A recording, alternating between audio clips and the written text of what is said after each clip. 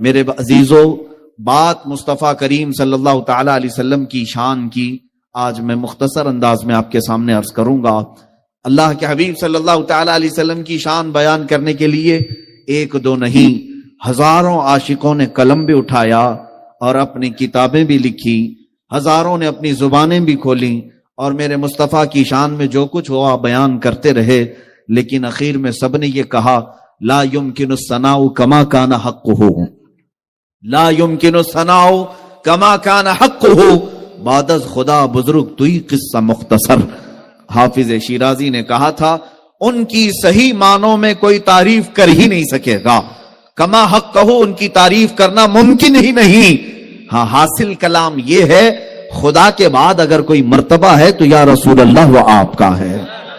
اور اسی کو بریلی کے امام نے یوں کہا تھا کہ تیرے تو وصف عیب تناہی سے ہیں بری، حیران ہوں میرے شاہ میں کیا کیا کہوں تجھے، لیکن رضا نے ختم سخن اس پہ کر دیا، خالق کا بندہ خلق کا آقا کہوں تجھے۔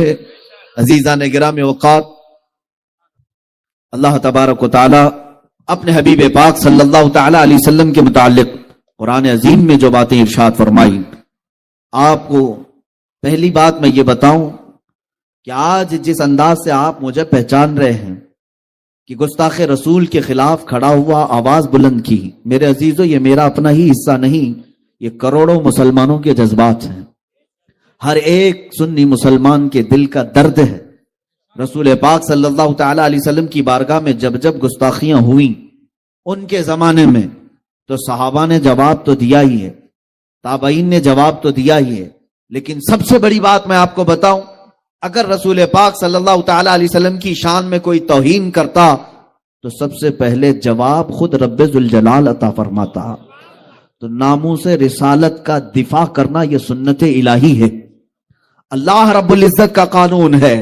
آپ کو مثالیں میں بتاؤں، ایک مرتبہ میرے آقا صلی اللہ تعالی علیہ وسلم نے مکہ مکرمہ میں سارے لوگوں کو جمع کیا اور اس میں سارے کفار و مشرکین بھی تھے، دعوت پیش کی اسلام کی اور فرمایا کہ میں آخری نبی ہوں اللہ کا۔ جب پیغام حق پہنچا تو اس مجمع میں ایک ظالم کافر ابو لہب اٹھ کر کے کہتا ہے تبن لک یا محمد۔ تبن کا مطلب یہ بددعا کے طور پر اور گالی کے طور پر استعمال کرنے والا لفظ، اور اس نے یہ کہا محمد تیرے ہاتھ برباد ہو جائیں معاذ اللہ رب العالمین، یا اس طرح کا جملہ اس نے توہین کا کہا۔ الہذا جماعت، کیا تو نے اس کام کے لیے ہمیں جمع کیا؟ یہاں پر لفظ کو آپ توجہ دیں، اس نے کیا کہا تھا؟ تبن، برا ہو تمہارا، خرابی ہو تمہاری، اس طرح کا جملہ کہا۔ حضور پاک صلی اللہ علیہ وسلم کے آپ کے دل اقدس پر ملال ہوا، کبیدہ خاطر ہوئے۔ میرے عزیزو، یہ پہلی مرتبہ کسی نے حضور کی شان میں توہین کی تھی، 40 سالہ زندگی میں کبھی کسی نے انگلی تک نہیں اٹھائی، لیکن حق بات کا اعلان جس وقت میرے آقا نے فرمایا، سب سے پہلے آپ کو ابو لہب ظالم نے گالی دی یا برا کہا، حضور اکرم صلی اللہ تعالی علیہ وسلم تشریف لائے، لیکن میرے عزیزو جانتے ہیں حضور اکرم صلی اللہ علیہ وسلم کا دل غمگین ہو تو سارے لوگوں کے ذریعے سے نہیں بلکہ رحمان خود آیت اتارتا ہے اور قرآن میں ارشاد فرماتا ہے تبت یدا ابی لہب وتب ما اغنا عنہ مالہ وما کسب۔ پوری سورہ ابو لہب کی مذمت میں نازل ہوئی۔ اللہ رب العزت ارشاد فرماتا ہے ابو لہب کے دونوں ہاتھ تباہ و برباد ہو جائیں اور اس کا مال اسے کوئی نفع نہیں دے سکے گا، اور اس پر جو لعنت اللہ رب العزت نے قرآن میں فرمائی۔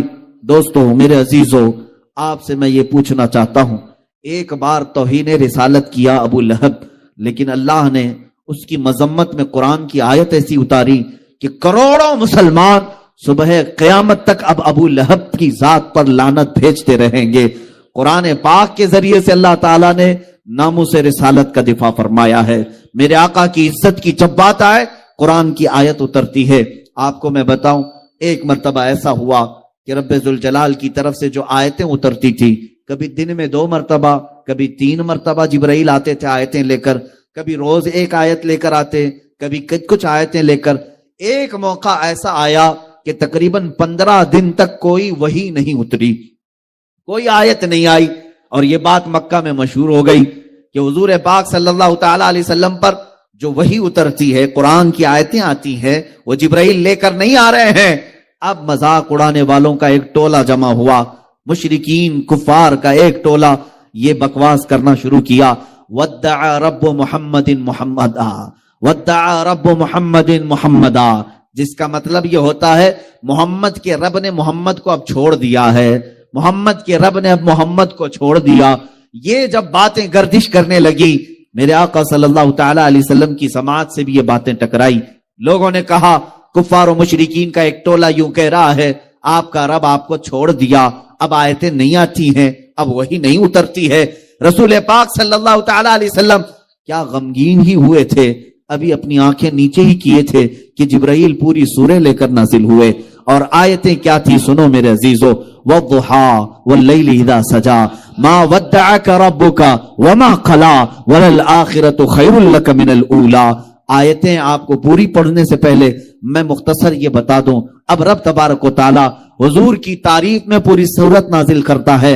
ارشاد فرمایا جاتا ہے آپ کے چہرے والضحیٰ کی قسم، آپ کے چمکنے والے چہرے کی قسم، آپ کی چمکتی ہوئی کالی زلفوں کی قسم، ما ودعک ربک وما قلا، آپ کے رب نے نہ آپ کو چھوڑا ہے اور نہ کچھ کم کیا ہے۔ وَلَلْآخِرَةُ خَيْرٌ لَكَ مِنَ الْأُولَىٰ، اے محبوب آپ کی ہر آنے والی گھڑی پچھلی گھڑی سے کئی درجے بہتر ہے۔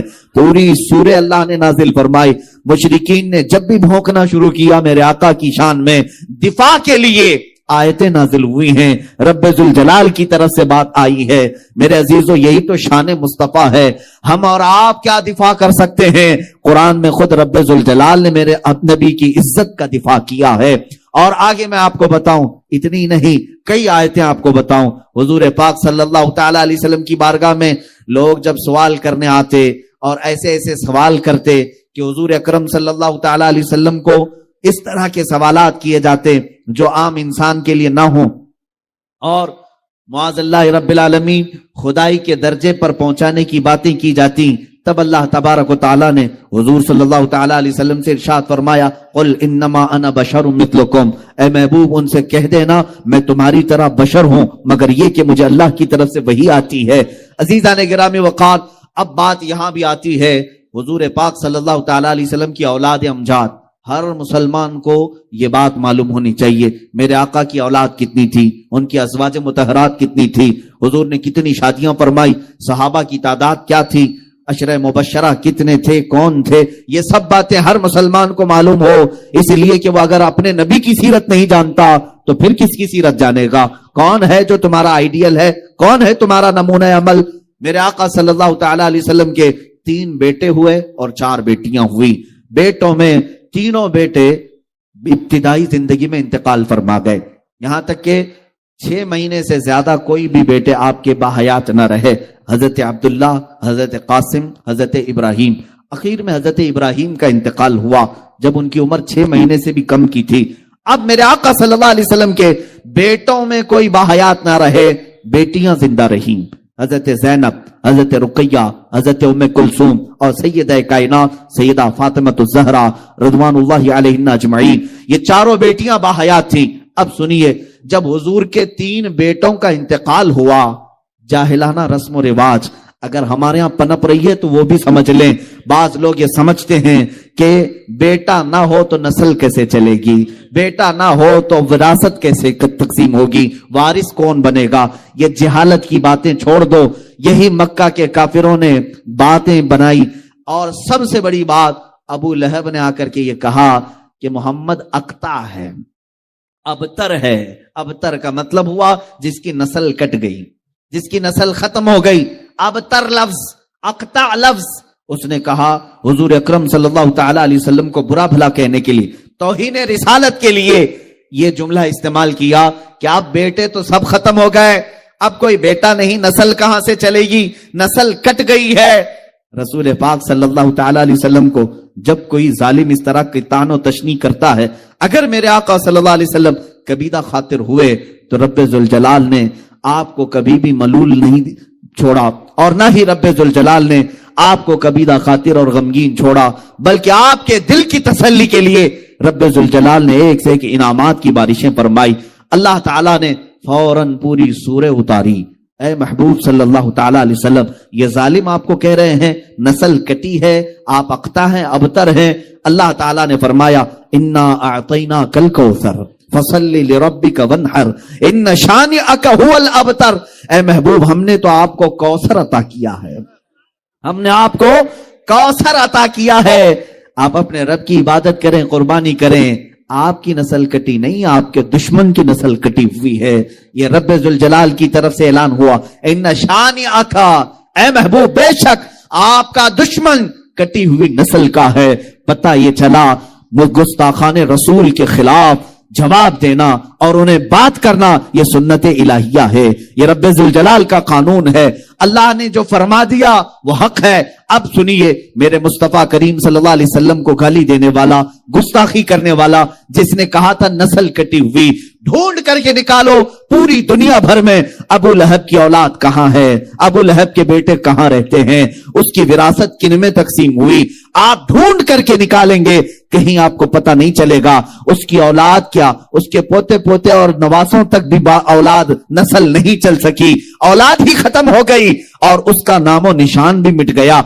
अबू लहब की जो मौत हुई इस हालत में हुई कि उसको सख्त तरीन बीमारी लाहिक हुई, यहां तक कि उसको एक गड्ढे में डाल करके उसके ही बच्चों ने पत्थर उस पर डाले थे, इतने पत्थर मारे गए थे कि उसका जिस्म पूरा पत्थरों से लहूलुहान था, वो खुद मिटा, उसकी औलाद नहीं रही। लेकिन आओ, मेरे रब्बे जुल जलाल ने मेरे मुस्तफा की जो शान बयान की, इन्ना आतैना कल कौसर, उस आयत की तफसीर के एतबार से आज हिंदुस्तान नहीं, जयपुर, राजस्थान नहीं, बल्कि दुनिया के किसी भी कोने में जाओ, रसूलुल्लाह की आलो औलाद की खुशबू तुम्हें जरूर नजर आएगी। हर जगह सादात मौजूद हैं, सैयद हजरात मौजूद हैं। ये किसकी नस्ल है? ये फातिमा ज़हरा की नस्ल आज पूरी दुनिया में है, जिनको मेरे आका सल्लल्लाहु अलैहि वसल्लम ने अपनी औलाद फरमाया है। अजीजान गिरामी, हुजूर को कहने वाले कि नस्ल कटी है, वो खुद कट गए, मगर मेरे मुस्तफा की नस्ल आज पूरी दुनिया में जिस तरह महफूज है, कायनात में किसी की नस्ल इस तरह से महफूज नहीं। एक बात याद रखें, हुजूर की जो नस्ल है आज, इस तरह की पूरी दुनिया में किसी और की नस्ल महफूज नहीं। सादात के शजरे महफूज हैं, इनके नसब महफूज हैं और इनकी आल औलाद, इनके खानदान, इनके तमाम हसब और नसब आज भी महफूज है। जाओ सादात की खानकाहों में, वो सारे शजरे और तारीख लेकर बैठे हैं। मेरे अजीजों, इसी को तो कहा गया हुजूर पाक सल्लल्लाहु ताला अलैहि वसल्लम की औलाद आज पूरी कायनात में है और यही शान मुस्तफा है, जिसको आला हज़रत ने यूं कहा था, तेरी नस्ल पाक में है बच्चा बच्चा नूर का, तू है ऐने नूर, तेरा सब घराना नूर का। अजीज़ान गिरामी, ये शान मुस्तफा है। जब कभी किसी ने हुजूर की जात पर उंगली उठाई तो जवाब कहां से आया? खुद खुदाए कदीर जब्बार की तरफ से आया। अल्लाह ने कभी सूरह दुहा उतारी, कभी सूरह लहब उतारी, कभी सूरह कौसर उतारी। अब कौसर का माना मैं बयान करके हुजूर की